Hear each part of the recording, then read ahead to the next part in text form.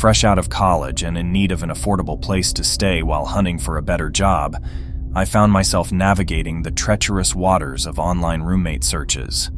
My part-time gig at a local grocery store wouldn't cut it for long, and the cost of renting an entire apartment was out of reach.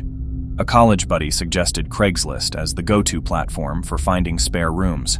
Most other websites seemed to lack listings for single rooms, or perhaps I just couldn't find them easily. Regardless, Craigslist appeared to have a plethora of options to choose from, but frustration began to set in after days of unresponsive listings or quick already-taken responses. Then, one Saturday morning, a glimmer of hope appeared.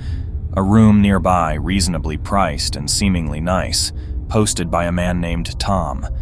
He advertised a spacious house with a spare bedroom for rent, complete with a separate bathroom and closet. This sounded like the perfect solution to my housing dilemma. I wasted no time in emailing Tom my interest, confident that I was among the first to reach out, given that the listing had just appeared that morning. At my lunch break, I checked my email, and there it was, a response from Tom, inviting me to view the room that very afternoon. Eager and exhausted from work, I agreed, setting up a meeting time after my shift. The house was only a 10-minute drive away, and as I arrived, it presented itself as a seemingly normal, medium-sized neighborhood home. I parked on the street and walked up to the front door, lightly knocking to announce my presence. But 30 seconds turned into a minute without any response. I knocked again, harder this time, growing anxious.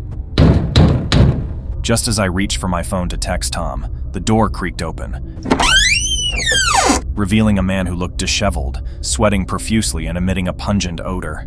I decided to ignore it and hoped for the best. Tom welcomed me inside, and we embarked on a tour of the ground floor, showcasing the kitchen and living room. He mentioned that he rarely used these rooms, ensuring I wouldn't be in his way. But the state of these rooms didn't match his words. Dirty dishes piled up in the sink, and the couch was stained. It struck me as odd that the place was so untidy when the pictures in the listing had shown a clean and well-kept home. One detail stood out vividly. The living room featured a brown leather couch in the photos, but a black one occupied the space in reality. I surmised that Tom had likely used outdated pictures from when the house was in better condition. This dishonesty irked me, but the state of the common areas mattered less to me than the room I was there to see, located upstairs. Tom led me to the staircase but paused at the bottom, extending his hand, gesturing for me to go up first. A disconcerting feeling settled over me as I ascended the stairs. Instead of following, Tom remained at the bottom, smiling as he instructed me that my room was the first on the left. I stepped into the hallway, taking a few strides, and then heard a soft thud emanating from behind what was supposed to be my room's door. I glanced back down the stairs at Tom, who had lost his friendly smile. I mustered the courage to ask if someone else lived here, to which he replied, sounding irritable, saying it was just a friend staying the night and that I shouldn't be concerned.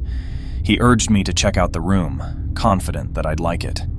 Anxiety surged through me. Why hadn't he disclosed this prior to my visit? It was a detail that he should have mentioned. Something didn't feel right.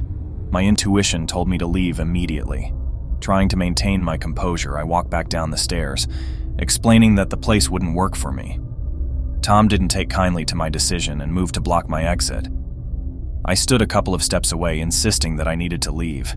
He asked once more that I at least look at the room, claiming I'd be pleased. I remained unyielding in my refusal. Surprisingly, he smiled and relented, stepping aside to allow my escape. Without a moment's hesitation, I swiftly passed him and bolted out of the front door.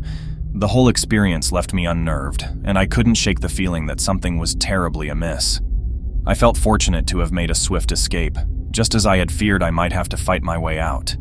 A few hours later, I checked Craigslist, only to discover that Tom's listing had been removed. The question lingered. Who or what was in that room upstairs? It might have been nothing more than an empty space, but a lingering sense of dread suggested otherwise. Some mysteries are best left unsolved.